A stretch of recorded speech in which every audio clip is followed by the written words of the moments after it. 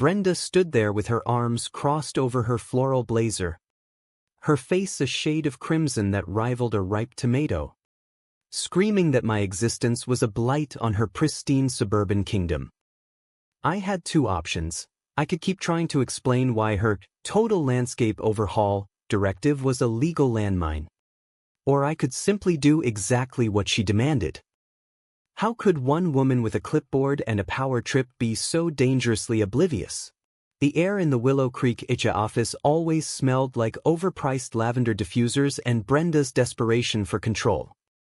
I sat behind my desk, the low hum of the air conditioner mocking the silence that followed her latest outburst. You know that feeling when you realize you're arguing with a brick wall that has a bowl cut? That was my Tuesday. Brenda wasn't just the president of the Homeowners Association, she was a self-appointed deity of property values. She leaned over my desk, the scent of her stale coffee hitting me like a physical blow. Just do your job. Yes. Her eyes narrowing into slits. If I say we clear-cut the overgrowth on the North Ridge by Friday to make room for the new marble fountain, you make it happen without another word of dissent. Do you understand? Or do I need to find an assistant manager who actually values their paycheck? I felt the familiar knot of frustration tightening in my chest. The heavy, dull ache that usually ended in a long, shaky sigh.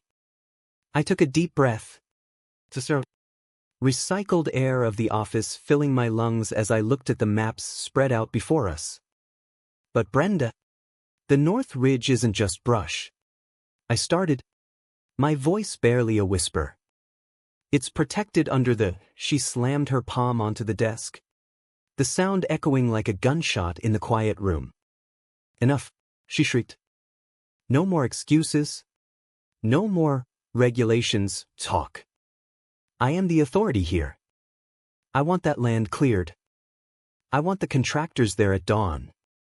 I want every single thing. Obey me to the letter.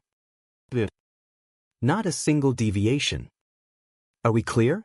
I looked at her, really looked at her, and saw the jagged edge of her ego. Is it? The word tasting like copper in my mouth. To the letter. The next morning, the sun rose in a hazy orange blur, casting long, dramatic shadows over the North Ridge.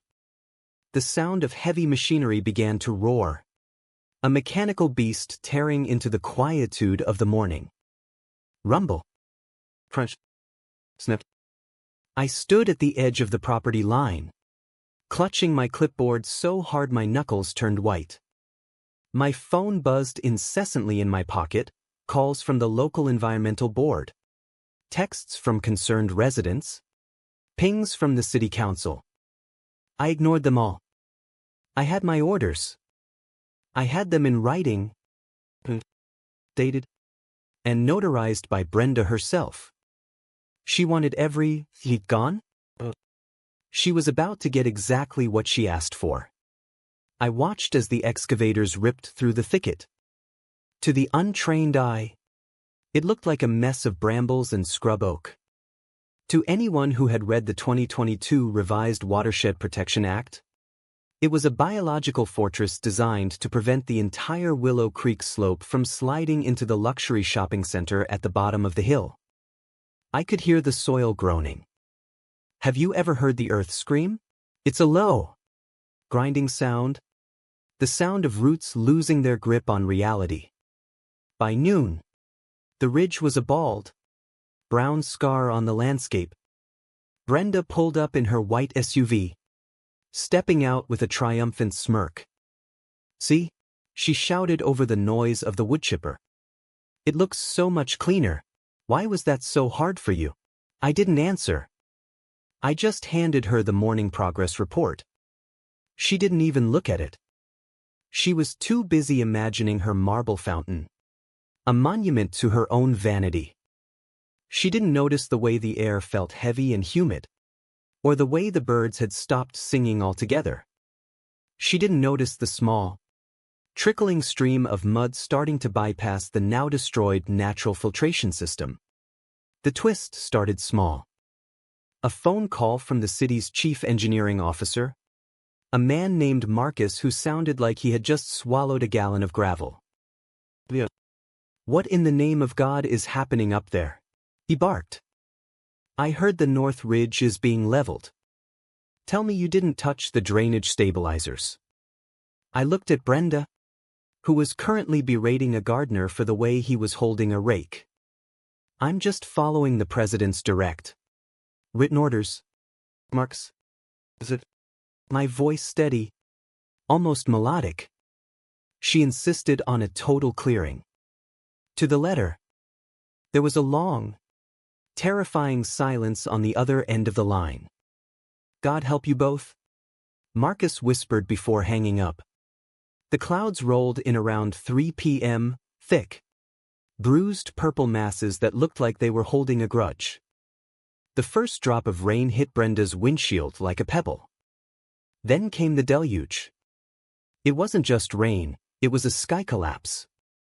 Within 20 minutes, the clean ridge had turned into a literal river of chocolate-colored sludge. Without the deep-rooted weeds to hold the earth, the entire hillside began to liquefy. I stood in the office window, watching the chaos unfold. Brenda was frantic now, her high heels sinking into the mud as she tried to scream orders at workers who were already fleeing for higher ground. "Leo, do something," she wailed, her voice cracking. "Why is the ground moving?" I stepped outside, the rain soaking through my shirt in seconds. The smell of wet earth and destroyed dreams was overpowering. "Brenda," I shouted back. "You told me not to deviate. You told me no more regulations. You wanted it clear. And nature is just finishing the job for you." The sound of the first landslide was like a freight train crashing through a library. A massive wall of mud and rock broke free, surging down the North Ridge with terrifying speed. It didn't hit the houses, thankfully. The builders had some sense, but it slammed directly into the HOA's brand-new, multi-million-dollar clubhouse and the adjacent underground parking facility. Sarah. The sound of glass shattering and reinforced concrete buckling filled the air. By the time the sun went down, the damage was catastrophic. The clubhouse was flooded with 3 feet of silt. 6 luxury vehicles in the lower lot were buried up to their roofs. But the real kicker? The North Ridge was a protected wetland buffer. By clearing it without the mandatory state permits I had repeatedly told Brenda we needed, the HOA was now in violation of federal environmental laws. The following weeks were a blur of lawyers, inspectors, and furious homeowners. The Karen of Willow Creek tried to throw me under the bus. Of course. She claimed I had misled her, that I was the expert who should have known better. But I had the receipts. I had every single email where I warned her about the slope stability. I had the audio recording of her screaming at me to obey to the letter. And most importantly, I had the signed direct action directive where she explicitly waived all environmental consultations to save time and money. When the final bill came in, the room went dead silent. The fine from the Environmental Protection Agency, $150,000. The cost to restore the protected habitat, $200,000. The structural repairs to the clubhouse and the insurance deductibles for the buried cars, another $100,000 plus. Total cost for Brenda's clean look? Over $450,000. The emergency board meeting was a sight to behold. Brenda sat at the head of the table, looking small and haggard, her hair finally out of place. The homeowners weren't just angry, they were vibrating with rage. Their dues were going to triple to cover her ego. One elderly man, a retired engineer she had ignored for years, stood up and pointed a trembling finger at her. "You didn't just break the law, Brenda," he rasped. You broke our trust. You thought you were above the rules of nature and the rules of this community. I stood in the back of the room, leaning against the doorframe. I felt a strange sense of peace. It wasn't just about the money or the mud. It was about the fact that for the first time in years, the Karen had no shield. Her company, the management firm she owned that contracted with the HOA, was held liable for gross negligence and willful disregard of statutory environmental protections. She wasn't just fired, she was ruined. As she walked out of the meeting, her head low, she caught my eye, but she mouthed, her eyes wet with tears of self-pity. I just shrugged and adjusted my collar. I did exactly what you asked, Brenda. I obeyed to the letter. Isn't that what a good employee does? The justice wasn't just in the dollar amount. It was in the restoration. Part of the court order required the HOA to replant the ridge with native species, creating a permanent conservancy that no future board could ever touch. The weeds were coming back. And this time, they had the law on their side. Standing on that ridge months later, the smell of fresh pine and damp moss replacing the scent of Brenda's lavender diffusers, I realized something profound. Authority is a fragile thing when it's built on the desire to diminish others. You can pave over the truth and pull up the roots of common sense, but eventually, the rain will fall. And when it does, the only things that stand firm are the things built on integrity and respect for the world around us. In the end, Brenda didn't just lose a company, she lost her kingdom because she forgot that being in charge doesn't make you the master of the elements. It just makes you the one responsible when they finally decide to push back.